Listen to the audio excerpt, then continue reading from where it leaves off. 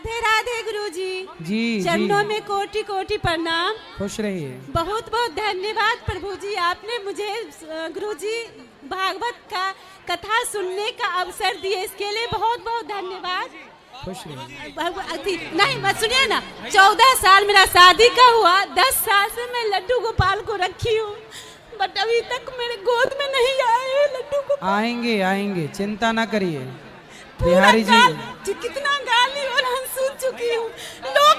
लोग कहते हैं कि आत्मा शुद्ध नहीं है, इसके लिए नहीं आते। जो इतना सेवा करेगा गोपाल जी को, उसका गोद सुना कैसे रहेगा। भगवान देखो, बेटा बेटी के लिए संसार के लोग रोते हैं, क्या मीराबाई बेटे के लिए रोई? जो भगवान के लिए रोते हैं, संसार में कीमती बेटा बेटी नहीं है। जिनके बेटे हैं उनकी माँ वृद्धाश्रम में रह रही हैं, उनके बेटे सेवा भी नहीं कर रहे हैं। आप बेटे के लिए नहीं, भगवान के लिए रोइए। बेटे बेटी ने कोई संतान है गोदी में आएगी, पर भगवान के लिए रोइए। भगवान कब मिलोगे? भगवान गुरुजी 10 साल से गोपू को रखी हूँ। भगवान के लिए रोइए, भगवान के लिए आंसू बहाइए, संसार के जंजाल के लिए नहीं। गोपाल गुरुजी संसार में हूँ तो संसार का भी तो सुख चाहिए ना गुरुजी। चाहिए, भगवान करें आपको मिले, परंतु जीवन की सार्थकता पुत्र से नहीं है। आप रो रही हो अलग विषय है, लेकिन आपका कल्याण भगवान से ही होगा। पुत्र मिल भी जाएगा तो पुत्र मिल जाने के बाद का कल्याण हो जाता है, बिना भक्ति के, बिना भजन के कल्याण हो ही नहीं सकता।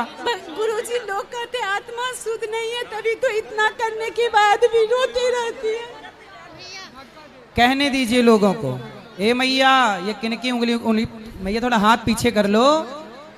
मैया आप भगवान का चिंतन करिए, भगवान के भजन में मन लगाइए। बेटा हो जाए, भगवान करे आपके 10 बेटा हो जाएं। हम तो ये प्रार्थना करते खूब बेटा हो, हर साल एक बेटा हो आपके यहाँ। लेकिन ईश्वर की मर्जी जो है, आप फिर भी खुश रहिए, ये मान कर के भगवान ने मानुष जीवन दिया, इस जीवन से ईश्वर को पाना है, ना कि पुत्र के लिए रोना। दे दें तो अच्छा है, भगवान करें हर साल हो आपके घर बच्चा। नहीं गुरुजी, बस एक चाहिए जो लाए। अरे नहीं, हर साल हो, क्या दिक्कत है? हर साल जाओ हो तो बड़ा बढ़िया हो, लेकिन भगवान के लिए रोइए। संतुष्ट नहीं हुए आपके जवाब से। आप संतुष्ट नहीं हो सकती अभी। संतुष्टि सत्संग से मिलेगी, जवाब से नहीं। जब सत्संग करेंगे तब ये समझ में आएगा। सब परिवार से अकेले सबको पूछ के मैं आते रहती हूँ, कोई नहीं आया, मैं अकेले आती हूँ। आप आए हैं, आते रहिए, लेकिन आपको भगवान पे भरोसा रखना चाहिए। हमें अपना कल्याण का सोचना चाहिए। बहुत लोगों के बच्चा नहीं है। मीराबाई का कोई बेटा था, स्वामी विवेकानंद जी का कोई बेटा था, या तुलसीदास जी का कोई बेटा था। फिर इन्होंने भगवान के भजन के बल पर अपना कल्याण किया है, ना कि पुत्र के कारण। आप भगवान के आश्रित रहिए तो सही। गुरुजी लोग हमको नहीं, गोपू पे, गोपाल, लड्डू गोपाल पे भी तो उंगली उठाते हैं ना। उठाने दो, आप बिल्कुल परेशान ना होइए लोगों के चक्कर में। लोगों के चक्कर में क्या करना है? बोलो बोलो। जय श्रीमन नारायण महाराज जी। जी, मेरा ये प्रश्न है कि सिया राम, जय श्रीमन नारायण महाराज बोलो जी। बोलो, आप बोलो। मेरा ये प्रश्न है कि सिया राम में सब जग जानी, करूं प्रणाम जोड़ी जुग पानी, ये जो चौपाई है, इसमें भाव स्थिति कैसे आएगा? ये सत्संग से ही आएगा। जब अखंड नित्य सत्संग करेंगे तो सब में ईश्वर का दर्शन होगा। ये धीरे धीरे अभ्यास, प्रैक्टिस से। पहले अपनी माता में भगवान को देखो, अपने पिता में भगवान को देखो, फिर गुरु में भगवान को देखो, अतिथि में भगवान को देखो, पशु पक्षियों में ईश्वर का दर्शन करो, हर जीव में ईश्वर का दर्शन करो। धीरे धीरे सब में ईश्वर दिखने स्टार्ट हो जाए। अपने आराध्य सब में देखो। जी महाराज जी। जय श्रीमन नारायण। जय श्रीमन नारायण। राधे राधे गुरु जी। जी, मेरा ऐसे कोई प्रश्न नहीं है, पर आप मुजफ्फरपुर के पावन धरा पे आए और हमारे इस धरा को जग से तार दिया, इसके लिए आपका चरणों में कोटि कोटि धन्यवाद और दंडवत प्रणाम करते हैं। आप हम आग्रह करेंगे आप फिर पुनः मुजफ्फरपुर में आइएगा और हमें इस तरह से अपने कमलों द्वारा, चरण कमलों द्वारा हमें अपने इसे निखार दीजिएगा। धन्यवाद। खुश रहिए। राधे राधे बाबा। राधे राधे। जय श्री राधे गुरु जी।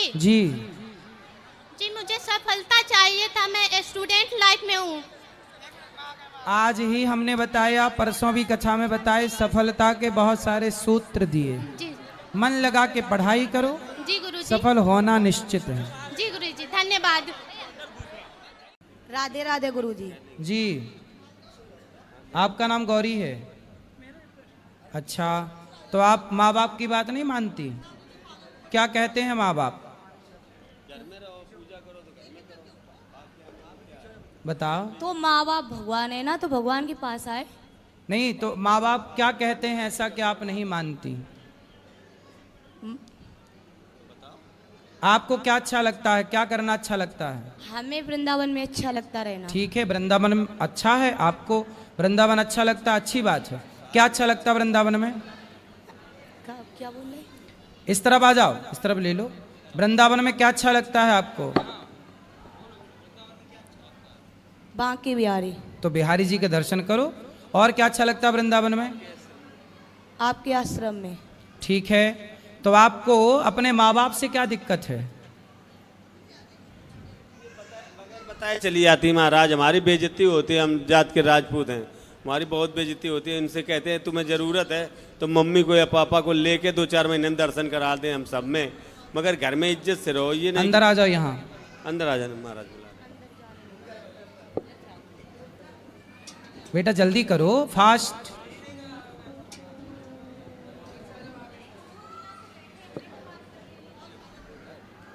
जी,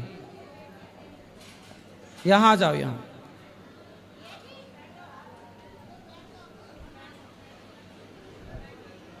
बोलो, यहाँ आओ। तो आपको वृंदावन आना अच्छा लगता है? अच्छी बात है, बहुत अच्छी बात है, बिहारी जी अच्छे लगते। पर माँ बाप से क्या दिक्कत है? हमें कहीं नहीं अच्छा लगता, बस लगता है यहीं पे दफन हो जाए बस। तो माँ बाप अच्छे नहीं लगते आपको? हमें कुछ नहीं अच्छा लगता। अच्छा, शादी ब्याह नहीं करना? क्यों? हमें बस भगवान से प्यार है। अच्छा, भगवान से प्रेम है, तो भगवान से प्रेम होना तो अच्छा है, परंतु माँ बाप की बात मानना भी तो अच्छा है ना बेटा।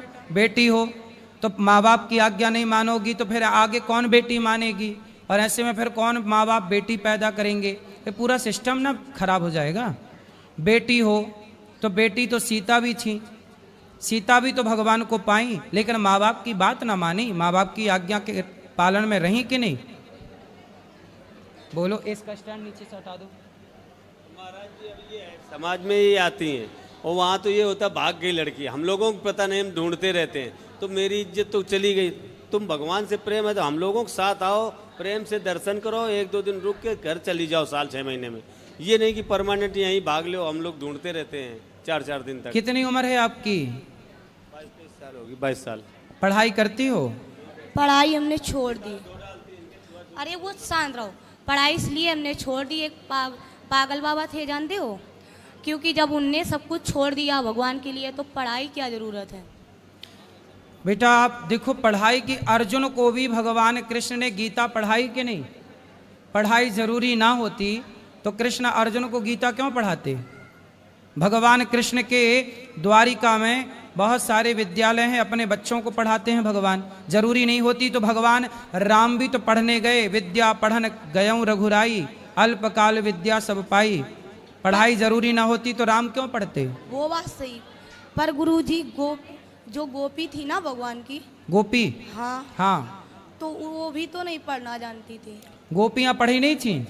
किसने बता दिया आपको?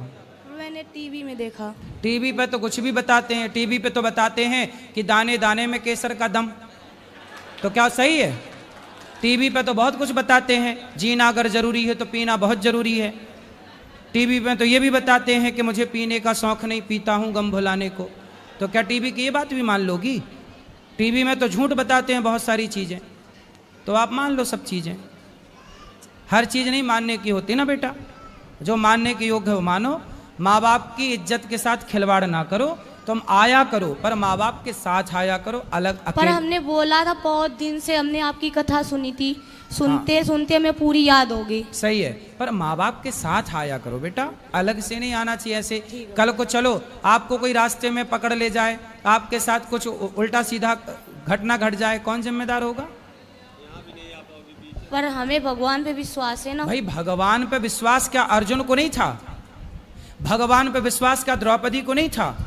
द्रौपदी को तो भगवान पे विश्वास था, फिर भी सभा में साड़ी उतारी गई कि नहीं? फिर रक्षा भी तो जरूरी है ना बेटा। इसका विश्वास है भगवान पे, इसका मतलब ये थोड़ी है कि आप अपनी जिम्मे